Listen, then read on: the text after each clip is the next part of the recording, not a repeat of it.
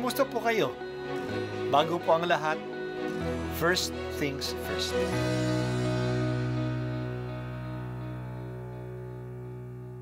Good morning po. Sinisimulan po natin ngayon ang first things first. At dito po, tinatalakay natin sa unang bahagi ng umaga natin ay ang first readings na binabasa po sa banal na misa. Ito pong tinatalakay natin kasi madalas po kasi marami na tayong alam tungkol sa gospel readings. Pero konti po ang nagsasalita sa first readings. Pero ang first readings, bahagi din po yan ng Biblia, ng banal na kasulatan. Kaya susubaybayan po natin ang mga first readings, basahin po natin at kuminsan kailangan ng basahin ng 2 o 3 beses bago maintindihan kasi hindi po tayo familiar sa mga istorya at sa mga kaisipan na tinatalakay dito. Ang pagbasa mula sa aklat ni Propeta Jeremias. Magbalik kayo sa akin, kayong mga nagtaksil, pagkat ako ang inyong Panginoon, wika ng Panginoon. Kukuha ako sa inyo ng isa sa bawat bayan at 2 sa bawat angkan, at ibabalik ko kayo sa bundok ng Sion. Bibigyan ko kayo ng mga pinunong tatalima sa akin, at pamamahalaan nila kayo ng buong katalinuhan at pagkaunawa. At kung dumami na kayo sa lupain iyon, hindi na pag-uusapan ng mga tao ang tungkol sa kabanang tipan ng Panginoon. Hindi na nila ito kakailanganin ni iisipin o gugunitain, at hindi na rin sila gagawa ng ibang kaban. Pag sumapit na ang panahong iyon, ang Jerusalem ay tatawaging luklukan ng Panginoon. Lahat ng bansa'y magkakatipon doon upang parangalan ako. Hindi na nila gagawin ang balang maibigan. Ang salita ng Diyos. Salamat sa Diyos. Naging maliit na bayan na ang Israel noong panahon ni Jeremias. Ang 10 tribu ay nawala na noon at ikinalat na sa buong mundo ng mga Assyrians. Maraming naiwan sa Huda ay ipinitapon din ng mga Babylonians. Doon sila ay natalo ng mga Babylonians noong taon 597 BC. Iilan na lang ang naiwan sa Jerusalem. Pero sinabi ng Diyos na pararamihin uli sila. Kukuha siya ng 2 tao sa bawat angkan at sila ay ibabalik sa Sion na isang pangalan ng Jerusalem.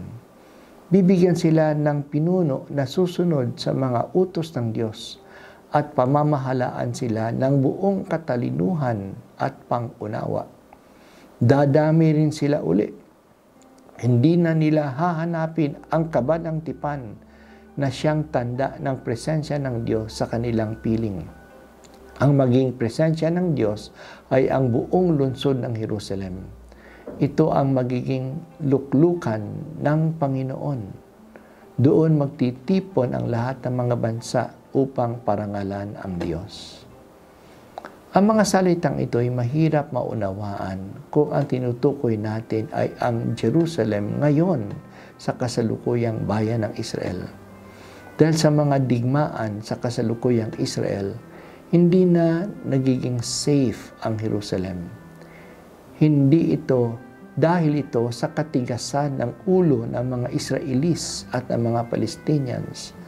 Ayaw nilang tanggapin ang isa't isa. Ayaw nilang magbigayan.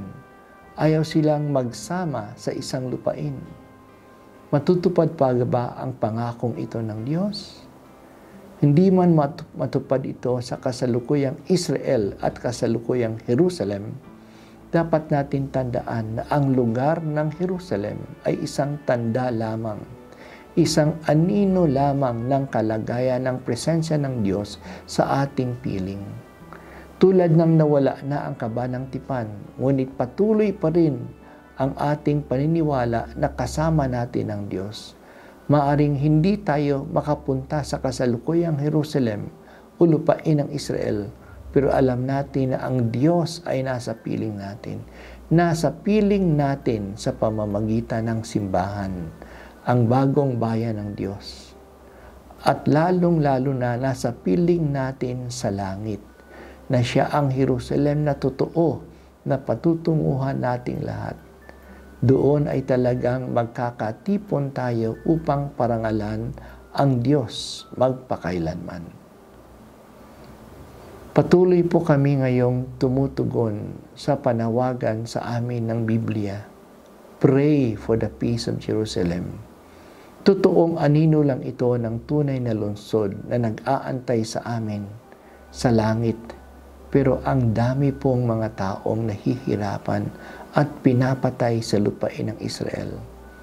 Baguhin po ninyo ang aming mga puso at bigyan mo ng kapayapaan ang mga Hudyo, ang mga Palestinians, ang mga Muslim at ang mga Kristiyano sa Israel.